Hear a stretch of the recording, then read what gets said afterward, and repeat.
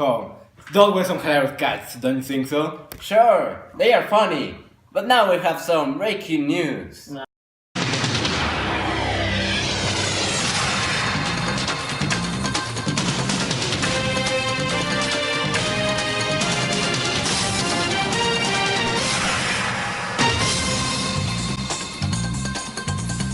Today, 1962, we are glad to inform you that the Cuban Missile Crisis is finally over. After World War II and the assassination of the Führer, United States and the USSR became the two greatest powers in the world. Their different ideologies lead them to a breakup on their relations and started the enmity that almost caused a massive nuclear war. This enmity was known as the Cold War and the one of the most radical events in the Cuban Missile Crisis. We all remember how, a few years back, Fidel Castro, his brother Raúl, and Che Guevara started the Cuban Revolution in July of 1953, that led to 7 years of guerrilla warfare, that ended with the ousting of Bastilla on January 1st, 1959. After the victory of Fidel, he didn't waste a second and started to create new laws to help his country. But not everyone was happy about these new laws. The United States made a block in the Cuban economy, forcing him to go and ask for help to the USSR. That led to a direct confrontation between Cuba and the United States of America. Mr. Udall, can you please explain us what is the Cuban Missile Crisis? Of course, my horse. The principal agrarian reform law was created by Che Guevara on May 17, 1959. It limited the size of the farms to 13 kilometers squared and real estate to 4 kilometers squared. If the properties were over these limits, they would be expropriated by the government and redistributed to peasants. Sugar plantations couldn't be owned by foreigners. Guevara was named Minister of Industries, and now we have some information leaked from the Bay of Pigs. Thanks, Abby. I'm here at the Bay of Pigs, in which the US invasion to Cuba was battled. In 1961, President Kennedy sent the order to bomb Cuban forces through the air. Unfortunately, the bombers didn't cause them required damage, and the Cuban forces opened fire against the US forces. The Berlin Wall was created on the same year. NATO positioned their nuclear missiles in Turkey in 1958, and because of this, Khrushchev agreed on a deployment plan in May 1962. In late July, over 60 Soviet ships were en route to Cuba, carrying military material. On October 22, the President John F. Kennedy announced the discovery of the installations, and any attack from Cuba would be regarded as an attack by the Soviet Union. After the deployment of the missiles in Cuba, Castro started to gain confidence. This movement represented a threat to the USA. Cuba had enough strength to get over USA.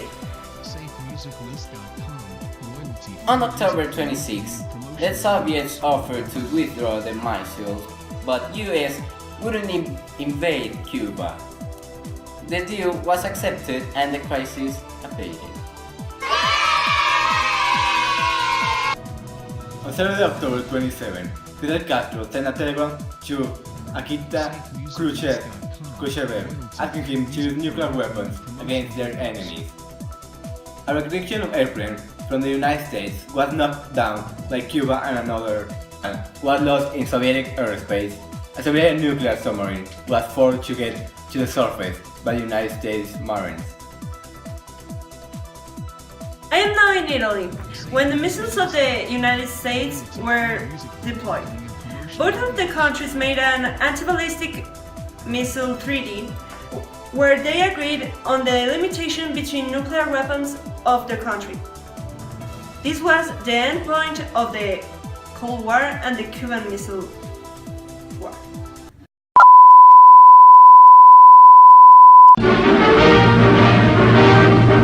Good evening, my fellow citizens. This government, as promised, has maintained the closest surveillance of the Soviet military buildup on the island of Cuba. Within the past week, unmistakable evidence has established the fact that a series of offensive missile sites is now in preparation on that imprisoned island. The purpose of these bases can be none other than to provide a nuclear strike capability against the Western Hemisphere.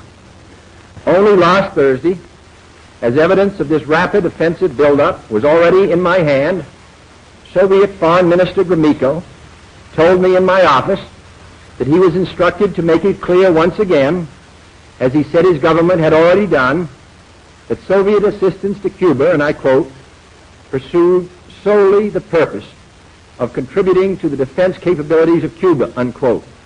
That, and I quote him, training by Soviet specialists of Cuban nationals in handling defensive armaments was by no means offensive. And that if it were otherwise, Mr. Gromyko went on, the Soviet government would never become involved in rendering such assistance, unquote. That statement also was false. Acting, therefore, in the defense of our own security and of the entire Western Hemisphere, and under the authority entrusted to me by the Constitution, as endorsed by the resolution of the Congress, I have directed that the following initial steps be taken immediately. To halt this offensive buildup, a strict quarantine on all offensive military equipment under shipment to Cuba is being initiated. All ships of any kind bound for Cuba, from whatever nation or port, will, if found to contain cargoes of offensive weapons, be turned back. It shall be the policy of this nation to regard any nuclear missile launched from Cuba against any nation in the Western Hemisphere as an attack by the Soviet Union on the United States, requiring a full retaliatory response upon the Soviet Union. I call upon Chairman Khrushchev to halt and eliminate this clandestine, reckless, and provocative threat to world peace and to stable relations between our two nations. I call upon him further to abandon this course of world domination and to join in an historic effort to end the perilous arms race and to transform the history of man. Our goal is not the victory of might, but the vindication of right. Not peace at the expense of freedom, but both peace and freedom here in this hemisphere, and we hope around the world. God willing, that goal. Не заглушить вам голос народа, голос правды, который звучит и будет звучать. Конец, могила колониальному рабству. Долой его и похоронить его чем глубже, тем лучше.